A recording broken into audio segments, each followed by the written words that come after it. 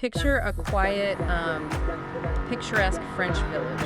We're talking like historic cobblestone streets, lush green hills rolling off into the distance, maybe a little cafe perched right on the corner.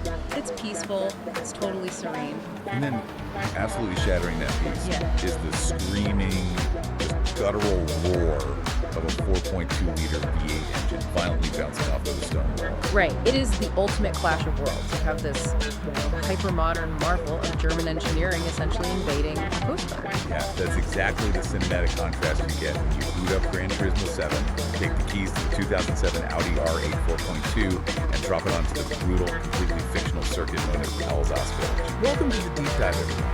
For this GT7 car introduction, our mission is to get you completely prepped to master this specific, highly demanding car and track combination. We are looking at a machine built for smooth, high-speed dominance and forcing it to survive basically a hilly roller coaster. And what a machine it is. I mean, the 2007 R8 represents a massive technological milestone for Audi. And taking it to a track like Alsace, which was, specifically designed to punish even the most capable chassis, is just a fascinating exercise in physics. I've got to admit, when I first jumped into this combo, I was purely drawn in by the aesthetics. Like, I'm a beginner, I just like driving cool cars and beautiful locations. But when I pulled up the telemetry and the garage specs in the game, the numbers kind of jumped out at me. Oh, I bet they did. What stood out the most? Well, we're talking about a naturally aspirated 4.2-liter V8 engine, pushing 420 horsepower. But here's the crazy part to me. It doesn't hit peak power until 7,500 RPM. Oh yeah, it is a screamer.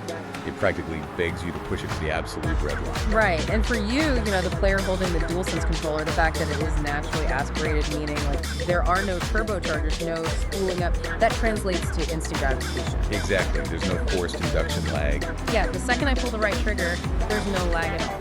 I don't have to wait for boost, the torque is just immediately there. It delivers pure, unadulterated throttle. And because you have to bring it out to 7,500 RPM to get every drop of that 420 horsepower, the sound builds into this mechanical, visceral howl. You're constantly managing the gears just to keep the engine living in that high rev sweet spot. But developing an engine like that, along with a custom four-wheel drive system from scratch, that is incredibly expensive. And I was digging into the history of how this car came to be, and I noticed something a little funny. So Audi is part of the massive Volkswagen group, right? And sitting right there under that exact same corporate umbrella is Lamborghini. I see where you're going with this. Well, looking at the foundational components like the core chassis architecture, the engine block, they share a massive amount of DNA with the Lamborghini Gallardo. So if I'm being cynical, when I select the R8 and GT7, am I basically just driving a budget Lamborghini with 4 rings slapped on the front? Okay, an Audi engineer would probably have a heart attack hearing you say that. They look related. Yes, borrowing heavily from the Raging Bull kept their development costs in check while instantly securing, supercar level performance. But while the bones might have some Italian flair, the execution is obsessively, meticulously German. Okay, fair enough. Audi didn't just rebadge a Gallardo. They fundamentally altered the driving dynamics by introducing their own groundbreaking technology, most notably the Audi Space Frame, or ASF. Okay, Audi Space Frame. That sounds incredibly sci-fi. What exactly makes that so different from, a normal car frame? Well, most standard road cars use a unibody construction, usually stamped out of steel. It's cheap, it's effective. The Audi Space Frame, though, is an ultra-lightweight, extruded aluminum skeleton. Aluminum, not steel. Right. Instead of large, heavy steel panels doing the structural work, you have these incredibly complex aluminum nodes and connecting structural members. And the manufacturing process was so fanatical that the welds connecting this frame were inspected down to the micron level. Wait, the micron level, literally 1,000th of a millimeter. Just to make sure the frame is perfectly fused together, that is insane. Exactly. They were obsessed with making the skeleton of this car as light, rigid, and flawless as physically possible. They wanted ultimate torsional rigidity. Which is actually a huge deal when we bring it back to the Gran Turismo 7 experience. Because if you have a highly rigid chassis, the car itself isn't flexing under the massive G-forces of a tight corner. Spot on. When the chassis doesn't flex, your suspension geometry stays perfectly aligned. The suspension dampers and springs are doing exactly what they were engineered to do without the car, bending and changing the angles. And for the player, that directly translates into the force feedback in the steering wheel or the haptics in the controller. Exactly. Like a stiff chassis means the feedback you feel in your hand is incredibly sharp and predictable. You can feel every single bump on those fresh cobblestones because the frame isn't absorbing and muddying the feedback. It's passing it right through the suspension directly to your fingertips. It creates this razor-sharp connection between you and the virtual road. And honestly, it's no wonder this level of engineering made the car an instant pop culture icon. Oh, absolutely. I mean, you look at the 2007 R8, and the first thing that pops into my head, and probably for a lot of people listening, is Tony Stark. This was Iron Man's iconic ride. It just radiates that, billionaire tech genius energy. It does, and the Iron Man movies gave it massive, immediate global recognition. It was the perfect casting choice for a car. But we really can't let the Hollywood glamour overshadow its actual real-world motorsport pedigree. Right, the racing history. The pop culture stuff is fun, but the R8 is a warrior on the track. The name itself wasn't just cooked up in a marketing meeting. Right, I read it inherited the name from a prototype racer. It inherited the name, the aura, and the technology from the legendary Audi R8 LMP. That open cockpit prototype was an absolute titan of endurance racing. It won the grueling 24 Hours of Le Mans 5 times between 2000 and 2005. Wait, 5 overall victories? 5 times, yes. 5 Le Mans wins is no joke. That is the ultimate crucible for any machine. But, I mean, what does a Le Mans prototype actually have in common with the street car, besides the badge? A surprising amount, actually. One of the biggest innovations from that Le Mans prototype was a technology called FSI, or fuel stratified injection. Okay, fuel stratified injection, what does that do? It allowed the race car to burn fuel much more efficiently, meaning fewer pit stops during a 24-hour race, while simultaneously producing more power. Audi took that exact direct injection technology and dropped it right into the V8 of the road car you're driving in the game. Wow. So that engine response I'm feeling like the trigger is literally born from endurance racing tech. Exactly. And the street car lived up to that championship pedigree so well that Audi eventually built a GT3 racing variant of this production car, the R8 LMS. It completely dominated tracks worldwide. That's awesome. The handling was so dialed in that Jackie Ickx, who's a total legend, a 6-time winner of Le Mans himself, he drove the road car and explicitly stated it had the best handling of any road car of its day. Audi's stated mission was to dethrone the Porsche 911, and they brought a very serious weapon to the fight. That is a massive endorsement. If a 6-time Le Mans winner says it handles well, I am heavily inclined to believe it. But let's look at the flip side of this, because no car is perfect, especially in a simulator as demanding as GT7. We know it has this incredibly rigid, lightweight space frame and that howling Le Mans-derived V8. But it also has a 4-wheel drive system. Yes, the legendary Audi Quattro system. Right. And I know it uses a viscous-coupling system to send power to the front wheels, but wait, what is a viscous coupling actually doing mechanically while I'm driving? How does it decide where to send the engine's power?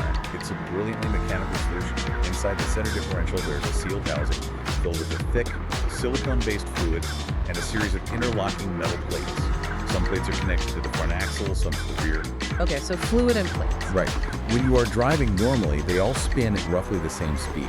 Yeah. But if your rear tires start to slip and spin faster than the front ones, the speed difference agitates that fluid.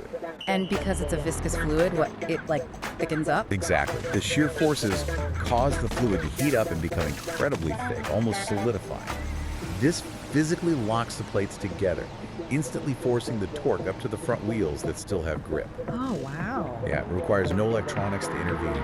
It's pure reactive physics, giving you phenomenal stability regardless of the road surface. Okay, that sounds amazing for grip, but there has to be a catch. I've looked at the weight of the unit. There is always a catch. The catch is mass. Because despite the ultra-lightweight space frame, when you add up that heavy 4-wheel drive hardware, the big V8, and all the luxury equipment inside the cabin, the car tips the scales at 4,560 kilograms. That is over 3,400 pounds. For a pure supercar, that is undeniably heavy. And because of how that weight is distributed, it's a bit heavy in the front, it introduces a very specific internal conflict. What kind of conflict? Well, when you push this 5,560 kilogram machine to its absolute limits through tight corners, the mass overwhelms the mechanical grip. You are going to encounter severe understeer. Yes. Okay, I have felt this exactly. I will come in hot into a tight hairpin, and I'm cranking the left thumbstick to turn, but the car just stubbornly wants to plow straight ahead. The front tires are just screaming and sliding toward the gravel. Yeah, that's it. And what's wild is how GT7 communicates this. The force feedback in the steering wheel, or the resistance in the DualSense triggers, suddenly goes limp. It gets light because the front tires aren't biting the tarmac anymore, they're just scrubbing across it. But wait, for me and the listener at home, define what understeer actually means from a physics standpoint. Sure. It's a perfect description of understeer. The momentum of all that mass pushing forward is simply greater than the friction the front tires can generate to pull the car left or right. The car literally struggles to turn and just wants to push straight off the track. So if the front end is that heavy and prone to sliding, how do I actually fix it? I was looking at some telemetry data from faster players, and it seems like they aren't necessarily driving slower, but they are obsessively managing weight transfer. Yeah, weight transfer is the absolute key to driving the R8 quickly. It makes sense intuitively. Like, I always think about it like this. If I'm running down the street at full speed, and I suddenly try to stop on a dime, my upper body lurches forward, right? All my body weight violently transfers onto my front foot. I imagine slamming the brakes on a 1,560 kilogram car does the exact same thing to the front tires. There's a brilliant analogy. A car behaves exactly the same way. In automotive physics, we call it tire load sensitivity. Tire load sensitivity. Right. When you hit the brakes, the massive kinetic energy of the car shifts forward. That weight physically compresses the front suspension and pushes the front tires much harder into the pavement. By drastically increasing the downward pressure, you temporarily expand the tire's contact patch and give the front tires significantly more grip. So if I'm just coasting into a corner and turning the wheel, the heavy front end just floats and slides. Right, understeer. But if I brake firmly and precisely as I enter the corner, I'm taking all that mass, slamming it down onto the front tires, and kind of weaponizing the car's own weight to force those front tires to bite the road and turn. Precisely. You are manipulating the physics. You have to load up the front suspension before you ask the car to change direction. If you don't settle the front end with the brakes, the R8 will just push straight off the track. It is a very deliberate physical dance between the brake pedal and the steering input. Okay, managing a heavy front-pushing car by carefully balancing the brakes to shift the weight. I mean, that sounds incredibly demanding even on a flat, perfectly manicured racetrack. Oh, it is. Which naturally brings us to the actual track we are pairing this car with today. What happens when we take this heavy, aggressive German machine and drop it onto one of the most uneven, hilly, and demanding tracks in all of Gran Turismo 7? It becomes an absolute trial by fire. Welcome to Alsace Village. For those who haven't driven it yet, this is a 5.423 kilometer original GT circuit. It debuted back in GT Sport and was brought forward looking more beautiful than ever into GT7. It really is stunning. It's set on semi-public roads in the gorgeous French countryside. As we said at the start, it's cobblestone sections, historic architecture, and green rolling hills. It looks like a romantic European vacation. The scenery's stunning, yes. But honestly, as a driver, if you were looking at cafes, you are going to end up in the wall. The track geometry here is absolutely brutal. It really is. I was looking at the elevation profile. Alsace Village has a massive 57.3 meters of elevation change. 57.3 meters. To put that in perspective, that is like driving up and down a 15-story building over the course of a single lap. It's a complete roller coaster, and there's virtually no time to relax. I noticed the longest straightaway on the entire circuit is only 450 meters long. Which is incredibly short when you are sitting on 420 naturally aspirated horsepower. The second you finally get up into the high gears and let that engine stretch its legs, you are immediately thrown back into a relentless, exhausting sequence of 17 mid to high speed corners. The track never lets you breathe. And it's not just the sheer number of corners, it's how the elevation interacts with it. You are constantly turning while simultaneously going up and down these huge hills, which means you're constantly dealing with blind corners. Exactly. The hills completely hide your corner entries and your clipping points. Hold on, break down what a clipping point is so the listener knows exactly where they should be aiming their R8. Just for anyone new to visualizing racing lines. I always think of the clipping point like running through your house and trying to clip the corner of the hallway as tight as possible without putting your shoulder on the drywall. That innermost point of the turn is your clipping point. Yeah, that's a perfect way to visualize it. It's the apex. It gives you the straightest, fastest line through the curve. Right. But here is the nightmare scenario of Alsace Village. Because of those 15 stories of elevation change, many of those critical hallway corners you were trying to hug are completely hidden behind the crest of the hill. Oh man, so you are hurtling uphill at 120 miles per hour, turning the wheel, aiming for an apex you literally cannot see. You can't see the wall you're trying not to hit. You have to commit to the turn based on pure faith, course memorization, and precision. You can't just react to what you see on screen. You have to anticipate where the track is going to be 2 seconds. So when we finally put these two together, the heady, Quattro-powered Audi R8 and the blind, hilly roller coaster of Alsace Village, what is the actual driving experience like? Like, how terrifying or thrilling is this combo when you are actually gripping the controller? It is a battle of extremes. This track will ruthlessly expose both the greatest strengths and the biggest weaknesses of the R8. Okay, let's start with the thrilling part. Right, the uphill section. When you are fighting gravity, trying to claw your way out of a steep uphill corner, that viscous-coupling Quattro system we talked about is your best friend. Because it's seamlessly shifting that torque around to whatever wheel has traction. Exactly. While a lighter, rear-wheel drive car might spin its rear tires and lose momentum trying to push its way up the incline, the R8's Quattro system digs all 4 tires into the tarmac. It finds mechanical grip where there shouldn't be any and just rockets you forward out of the corner with incredible stability.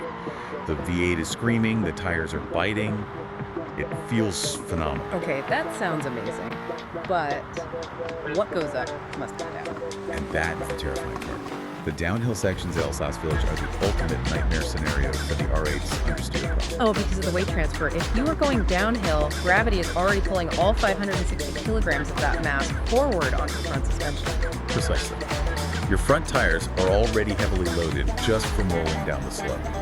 Now, you have to hit the brakes to slow down for a tight, blind corner. You are putting an immense, almost unreasonable amount of pressure and stress on those 2 front contact forces. So if you brake just a fraction of a second too late, or if you ask the car to turn too sharply while you're still on the brakes going downhill, the front tires will just immediately give up. Yes.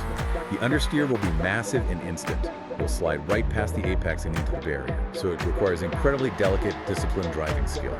You have to apply precision braking on a downhill slope and perfectly manage that weight transfer. You have to settle the front end, get it to bite into the road just enough, and cleanly rotate the car toward a clipping point you can't even see over the dash. It demands your absolute full attention and respect. That sounds intense, but honestly, the way you describe the physics of it makes it sound incredibly rewarding to get right. Bringing it all together, it really paints this romantic and cinematic picture for the player. It really does. You've got this sleek, modern V8 supercar with Le Mans endurance racing blood in its veins, howling through a historic European village. The track geometry is actively trying to throw you off the edge, and the car's own mass is fighting you into every downhill corner. But when you get it right, when you perfectly balance the braking, hit that blind clipping point, and let the Quattro system violently rocket you uphill out of the valley, it is the ultimate, elegant European grand touring experience, assuming, of course, you don't scrub your front tires into your French bed. Right, assuming you stay on the road. Yeah. It is a genuine dialogue between the driver, the machine, and the road. The R8 will not do all the work for you, and Alsace Village certainly won't forgive your mistakes. But when you truly understand the mechanics beneath the hood, the tire load sensitivity, the viscous coupling, the rigidity of that space frame, it becomes an incredibly satisfying high-speed puzzle to solve. Which brings us to the wrap-up of today's deep dive. We have explored the hidden Lamborghini DNA and the micron-perfect engineering of the R8. We've traced its legendary Le Mans pedigree down to the fuel injection system, and we've broken down the very real physics of trying to wrangle a heavyweight supercar around the whimsical, totally treacherous hills of the French countryside. It is a Gran Turismo 7 combo that asks a lot of you, but gives so much back when you master it. Before we go, I want to leave you with one final, frankly intimidating challenge to try on your own once you fire up the game. Oh boy, I know where this is going. Once you feel like you have tamed the R8, once you have mastered this delicate dance of weight transfer, and you can reliably navigate the 17 corners and hit the blind apexes of the standard track layout, I want you to go back to the menu and select the Alsace Village reverse layout. Reverse, you literally just drive the track backward. It sounds simple on paper, but tackling those exact same 15 stories of elevation and blind corners in reverse completely breaks the brains of a lot of players. Wait, because the physics completely flip. Exactly. Corners that were glorious, high grip uphill traction zones suddenly become terrifying Off-camber downhill braking nightmares. The camber of the road, the way the pavement physically tilts, is now sloping the wrong way for your corners. It turns the entire course into a mind-bending technical puzzle that forces you to completely relearn your braking points and your weight transfer management. So just when you think you've finally tamed the heavy German machine and the French countryside, GT7 flips the script entirely. I love it. That screaming 4.2-liter V8 engine bouncing off the cobblestones is going to sound a whole lot more frantic when you are sliding backward down a hill. Good luck out there, everyone. Master the understeer, trust the Quattro, and let us know if you manage to conquer the reverse layout. We will catch you on the next deep dive.